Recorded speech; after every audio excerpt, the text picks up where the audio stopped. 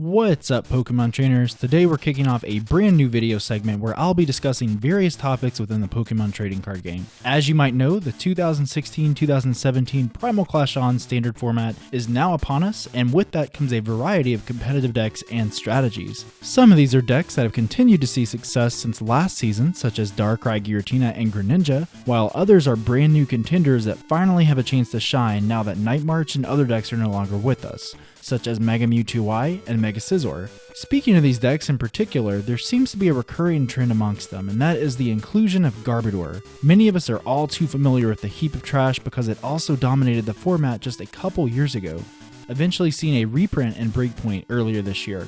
However, it wasn't until after the rotation that it became widely popular amongst competitive players again. But why is this, you ask? Well, to sum things up, players no longer have a way to counter tool cards, whether it be fighting Fury Belt, Spirit Links, Float Stones, or others. This might not seem like a major problem at first, but permanent ability lock through Garbodor's Garbotoxin ability is a huge deal. Let's think about what kind of Pokemon in competitive play use abilities.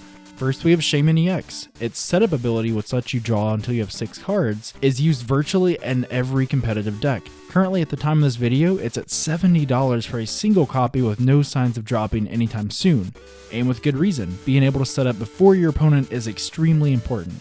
We also have Volcanion-EX's Steam Up ability, which lets you discard fire energies to make your basic fire Pokemon do 30 more damage. This is very powerful, potentially letting you KO anything, even Mega Evolutions in a single blow. And then we have other cards with abilities like Hoopa-EX, Manaphy-EX, Giratina-EX, Greninja Break, the list goes on and on.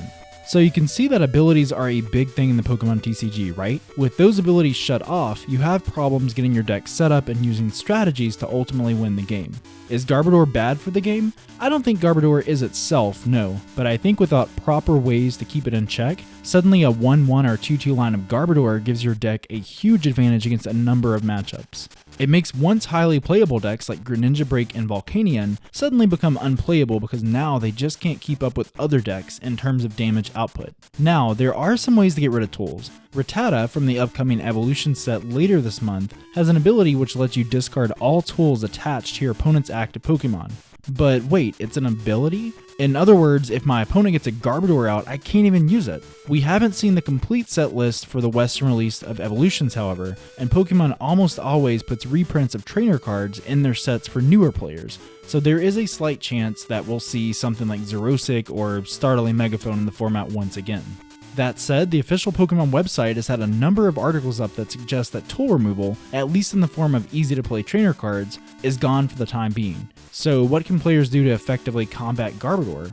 That's where Beedrill-EX comes in. October 5th marks the launch of the Mega Beedrill-EX Premium Collection. Now, I'm not too concerned about the Mega Evolution, although I do commend Pokemon for printing a Spirit Link and making it semi-playable. No, I'm looking at the regular Beedrill-EX, specifically its first attack.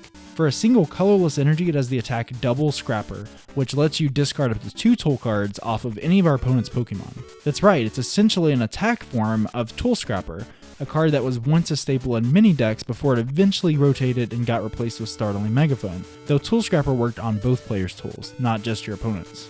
Am I excited for Beedrill? To say that I am is an understatement, mainly because I'm a huge fan of Greninja Break and would love to continue playing the deck all season. Let's look at a few reasons why Beedrill-EX is potentially a good counter to Garbodor.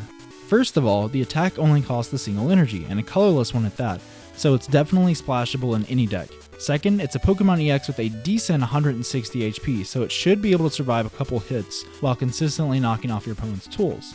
Finally, it has a reasonable retreat cost of 1 energy, so after it uses Double Scrapper, you can easily retreat it to the bench. Now, let's specifically look at Garbodor decks, mainly Mega Mewtwo-Y and Mega Scizor. These decks are typically running 6 tools, 3 Spirit Links, and 3 Float Stone. Now, let's assume that the Spirit Links are played down. That leaves us 3 Float Stone. Beedrill can disrupt early on in the game by getting rid of both these cards, but a smart opponent will hold on to the Float Stones until Garbodor can come out. What this means is that Beedrill requires a degree of strategy. Generally speaking, you'll need to wait until mid to late game to start using Double Scrapper. Otherwise, Beedrill may get knocked out and you are once again left with no out to Garbodor. I suppose you could use Super Rod or Karen to get it back in the deck, but at that point Beedrill becomes a hassle to use. So now that we've discussed the benefits of using Beedrill, what are the drawbacks? The biggest one is that Double Scrapper is an attack. That turn of attacking could have been one where you're doing damage or accelerating energy instead. It's a shame that Double Scrapper doesn't do any damage. Even 20 or 30 damage would be fine, as it would soften up your opponent's active Pokemon. Also, keep in mind that Beedrill-EX is just that, a Pokemon EX, meaning that it gives up 2 prize cards. It becomes an additional spot on your bench, and a liability throughout the game, which is another reason you should wait until later in the game to use it, if at all possible.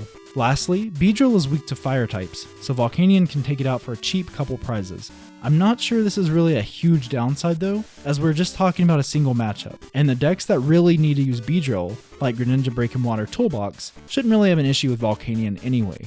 So to conclude this video, I think Beedrill has a lot of potential. I really do. I think it's Pokemon's attempt to balance the format somewhat. Perhaps they realize that a format without tool removal is one in which Garbodor decks become way too powerful. But not just Garbodor. Things like Fighting Fury Belt and Bursting Balloon also thrive in this kind of environment. And that isn't to say that Beedrill will be a one-of in every competitive deck. It's a situational card that is really to be used in decks that are absolutely reliant on abilities. Greninja Break and Volcanion come to mind. But whether or not Beedrill will actually see play really comes down to how the format will evolve once Evolutions comes out soon. All in all though, I think Beedrill definitely has potential to provide a quick and easy way to remove tool cards as they continue to dominate the metagame. So what do you think? Will Beedrill be good or is it all hype? Do you think Garbodor decks will continue to thrive or will Beedrill help balance things out? Be sure to leave a comment below and let me know. If there are other topics you want me to discuss, please tell me. And while you're at it, why not subscribe to our channel and hit that like button too?